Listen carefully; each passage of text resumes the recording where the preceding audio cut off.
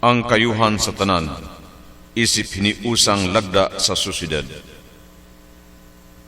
Unsa ang koneksyon sa tawhanong katilingban o kayuhan sa tanan? Ngano nga angayang maningkamot ang tanan sa pagkabot o pagpatunhay sa kayuhan sa tanan? Unsa ang naglangkob sa kayuhan sa tanan? Unsa ang dangatan sa tawhanong katilingban kung supakon o busa lapason ang prinsipyo sa kayuhan sa tanan? Mga kaigsunan, ang hiniusa o pinakaimportanting lagda alang sa publikong pagpangalagad mao ang prinsipyo sa kayuhan sa tanan, the common good.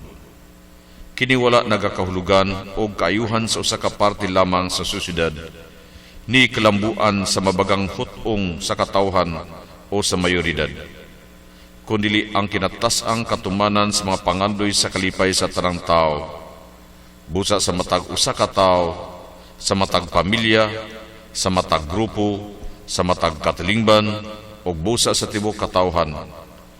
Ang kayuhan sa tanan mao ang gambalay, kinauyukan, o tumong sa ustisya sa katilingban, tungod kay dinhi magasukad ang matulid-anong relasyon sa katawhan.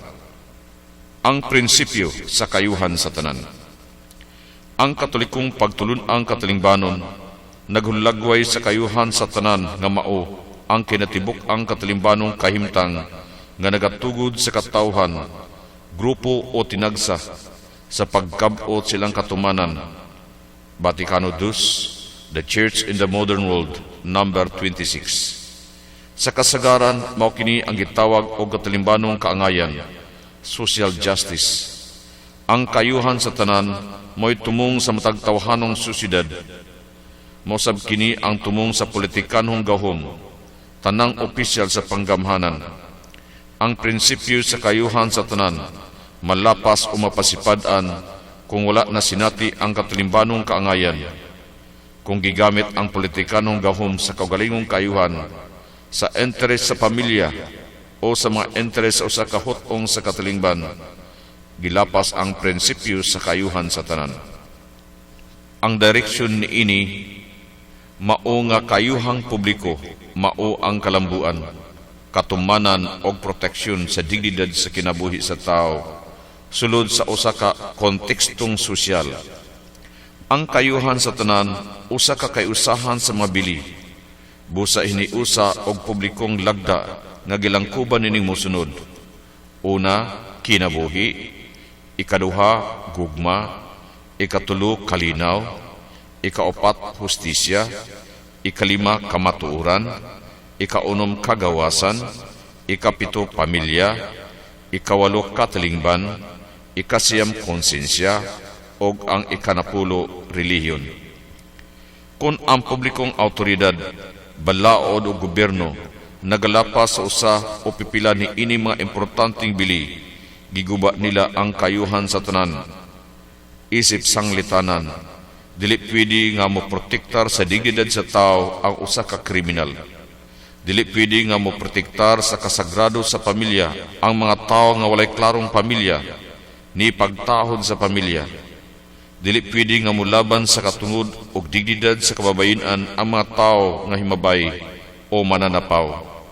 O dili pwede nga ang usa ka kawatan magpatunhay sa ustisya o kaangayan.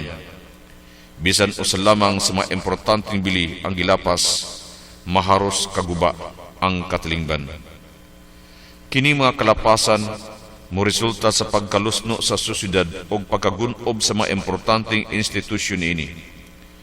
Ang pagsuborno, pagpangurakot, pagpanikas o pagpamakak magahaling lamang og kasamok kung kadtong hangol sa gahom, nabutahan sa kwarta o dili angayan sa pagdumala sa katawhan, mao ang matagan sa pwisto o nakaagaw sa gahom, sila dili gayud kasaligan sa pagpatunhay sa kalinaw o hustisya sa katilingban.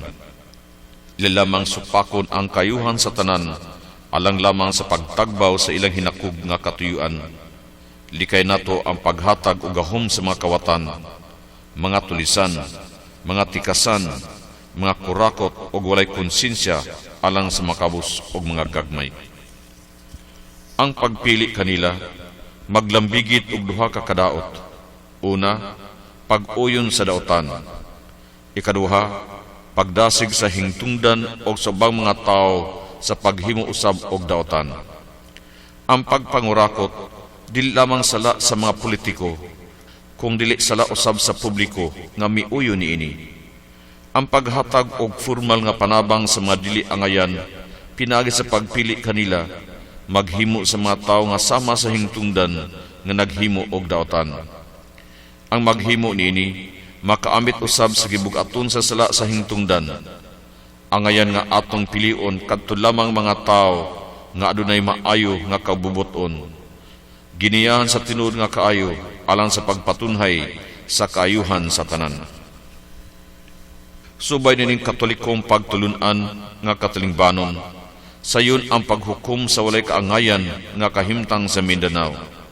Kakulangan sa social services, hilabihang pagkailap sa korupsyon, gumikan sa kaugalingong garbo, alang sa pamilya o dili alang sa kayuhan sa tanan. Ang pagkatikasan o limbungan, aron lang makahupot o gahom o magpabilin sa gahom.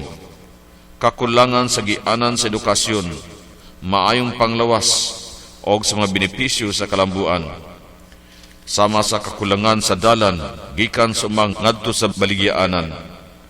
Walay kaangayan sa ekonomikanhon o politikanhong gahom. Din ang kabus, misamot sa pagkakabus, og ang adunahan, misamot og kaadunahan. Din ang kabus, walay luna nga makaangkon og politikanhong gahom, ang politika sa patronage o personalidad. Ang development aggression din pipila lamang ang makapahimulos. Og ang kadaghanan mapadaplin ang daotang epekto sa globalization, liberalization, privatization, and deregulation. Paggamit sa bag-ong teknolohiya nga walay tukmang panagang batok sa mga sakit o pagkadaot sa kinayahan. Niining kahimtanga, ang ipahamtangan og silot ang mga nagpugong o nagkontrol ng mga langyang korporasyon o bisan ang mga lokal o gamhanang dagkong patigayon nga may nagkontrol sa nasudnong ekonomiya, kiniklaro nga dili gayod matarong. Bisan diha sa tibok kalibutan o internasyonal nga kahimtang, aduna gihapoy kalabutan ang prinsipyo sa kayuhan sa tanan.